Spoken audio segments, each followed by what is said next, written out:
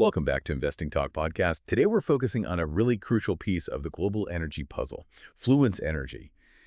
This company is, well, a clear leader in grid-scale battery energy storage. That's the tech that's absolutely necessary to stabilize grids, especially with more renewables coming online. So our mission today is pretty straightforward but critical. Based on the latest data we have, which runs right up to late September 2025, is now actually a good time to buy this stock. Yeah, that's exactly the right question. And it kind of captures the paradox of this whole sector, doesn't it? I mean, we're not looking at some stable utility here. This is a high growth tech company, really foundational to the whole green energy transition. The big challenge for Fluence is translating that massive scale, that revenue, into consistent profits. Our sources, thankfully, give us Q3 financials, technical analysis, helps us weigh that risk versus, well, the enormous opportunity. Okay, and before we unlock all that analysis for you, if you appreciate this kind of focused discussion, please do hit that subscribe button. Give us a like too. We really rely on your feedback to keep delivering these targeted reviews. And here's a challenge for you. Leave a comment right now. Suggest a specific company you'd like us to analyze next. We actually build our schedule based on what you want to hear about. All right, let's start where every investor really should. The core foundation, the fundamentals. When we look at Fluence's numbers, I mean, the performance is certainly staggering at the top line. For the fiscal quarter ending August 11th, 2025, revenues soared to $602.53 million. That's a huge 24.7% year-over-year increase.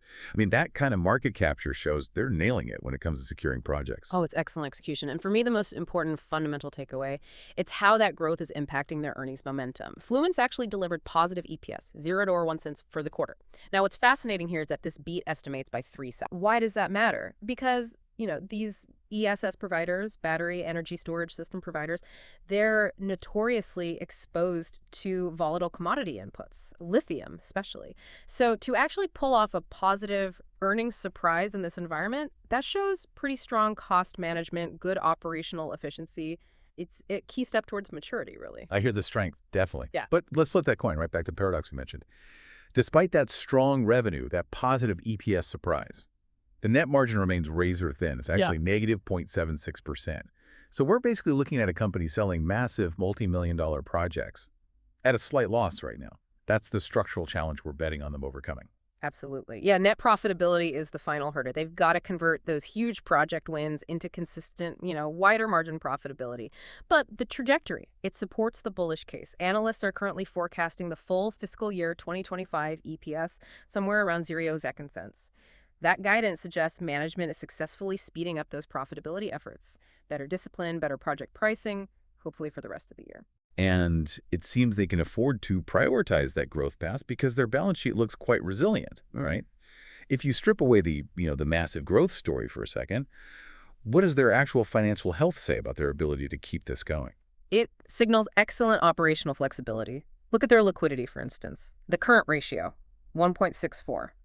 So for every dollar in short-term liabilities, they have about $1.64 in assets they can liquidate relatively quickly. That gives you confidence they can handle project costs, maybe sudden market shocks. Plus, their debt-to-equity ratio is pretty manageable at 0.75. They seem well-capitalized to keep investing aggressively. R&D, new global contracts. And part of that investment, that R&D spend, goes towards building that competitive moat you hear about. Their leadership isn't just about winning bids, is it? It's about making their product indispensable. Exactly right. Their technology creates significant client stickiness, as they say. Things like their proprietary GridStack Pro and, crucially, their AI-enabled SaaS platform for energy optimization. That allows utilities, the IPPs, independent power producers, to manage their grids way more efficiently. It shifts Fluence from just being a hardware supplier to, an essential software partner. That makes sense. And don't forget their global reach, Americas, EMEA, APAC, they're diversified. That means they aren't totally reliant on one single regulatory climate, which, significantly de-risks things, cushions them from local political swings. Yeah, that structural strength becomes really essential when we look at the stock chart itself. So let's pivot now. Let's talk technicals. The question isn't really whether Fluence is growing, but whether the market believes they can fix that margin problem. And judging by recent stock action, It seems the market emphatically believes they will. Oh, the technical story's been phenomenal. Absolutely. The stock has just undergone this massive re-rating. It moved from a 52-week low of what, $3.46, all the way up to recent levels near $12. Oh. That's a 240% rally off the bottom. That kind of move shows, institutional recognition that the profit picture might be shifting. And those strong moving averages we see, they seem to confirm this isn't just some fleeting spike. No, it looks like a sustained upward trend. The current price, around $11.91, is sitting comfortably above both the 50-day simple moving average, that's at $8.29, and the 200-day SMA at $8.22. So that confirms the bullish momentum is pretty entrenched. Dip buyers seem to be stepping in aggressively. Okay, so for investors maybe looking to get in or perhaps adjust their positions, what are the key technical lines we should be watching? Well, immediate support looks pretty solid near $11. However, if this rally keeps pushing, the major resistance area seems to be between $13.50 and $15. Our analysis points to a near-term bullish trading range, probably $11 to $15. That resistance band, maybe around $14 specifically, that's where you typically expect some profit taking, could stall there before a potential breakout. Now, that strong momentum, it does suggest maybe a bit of caution is needed. The relative strength index, the RSI, it's elevated, 74.98. Doesn't an RSI that high just mean the stock's getting, too hot? Yeah. How do we distinguish between genuine bullish buying and maybe just hype that could lead to a sharp drop? Yeah, that's always the challenge, isn't it? With a slower moving stock, sure, an RSI near 75 usually signals a pullback is likely, high probability. But in a high growth name like Fluence, especially where there's a perception of a real structural change happening, like this move towards profitability, a high RSI often just reflects intense, sustained institutional demand. It's big money rushing in to capture that structural story. And importantly, volatility is only around 17%. That's actually pretty favorable for high-growth tech. It suggests the current move is still relatively controlled, not, totally manic. Right. Turning to the pros then, the analyst community seems, well, deeply divided, which often reflects that market uncertainty about the profitability paradox we keep coming back to. Precisely. The consensus rating from 24 brokerages as of late September is a cautious hold. That definitely reflects those historical margin struggles. But here's the kicker. Their price targets.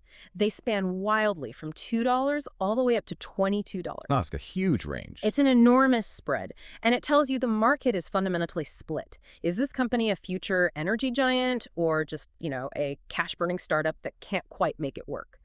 Those four analysts rating it a buy, they're clearly betting on that optimistic $22 long-term outcome. That brings us perfectly to the catalysts and the risks. What's going to determine whether the stock lands closer to $2 or $22? Let's look at the next few months. What events could really drive the price?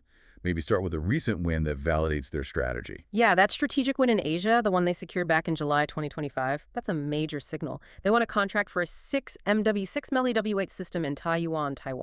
This deal doesn't just show they can execute, it really underscores their ability to get into and win meaningful contracts in those fast-growing APAC markets. That's key for future growth. Okay, looking ahead then, what are the immediate sort of non-negotiable dates investors need to circle on their calendar?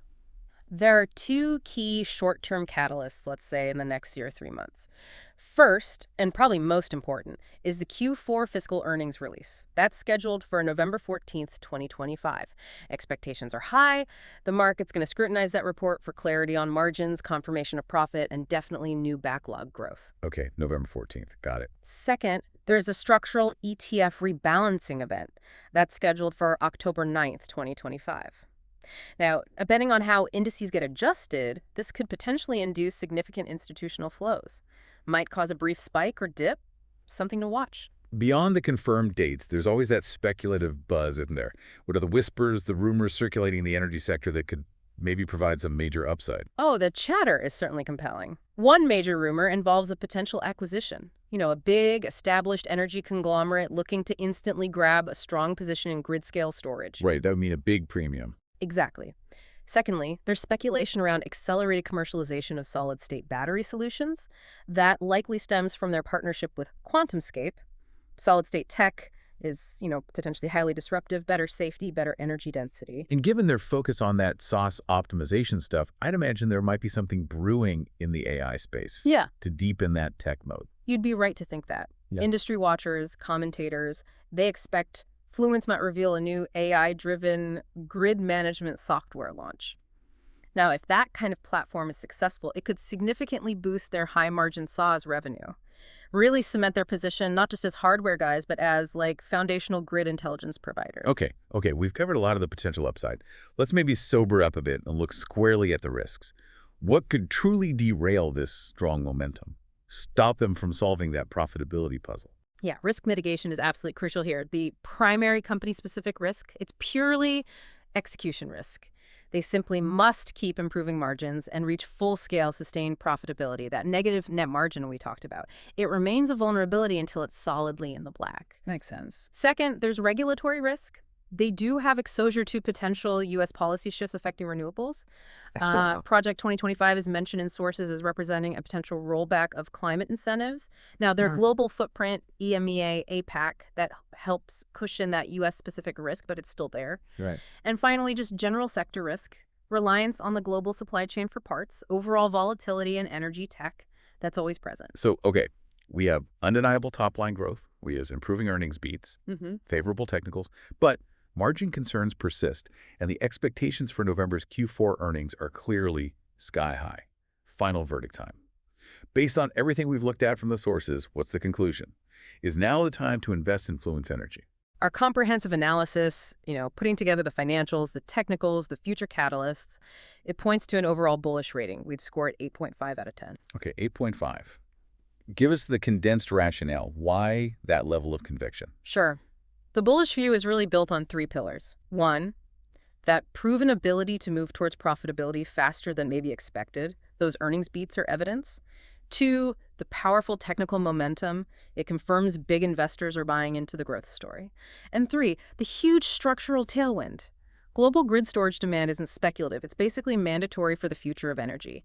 That positions Fluence as a clear leader in a vital sector. So given those dynamics, how should a potential investor think about this stock? Is it more of a short-term trade, or is it a long-term hold? Well, the beauty of the current setup, according to the sources, is that it seems attractive for both. For the short-term trader, you've got those Q4 catalysts, the November earnings, the October ETF rebalancing.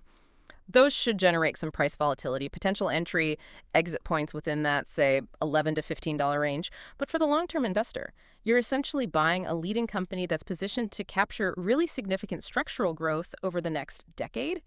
Which brings us, I guess, to a final, maybe provocative thought for you, the listener, to consider.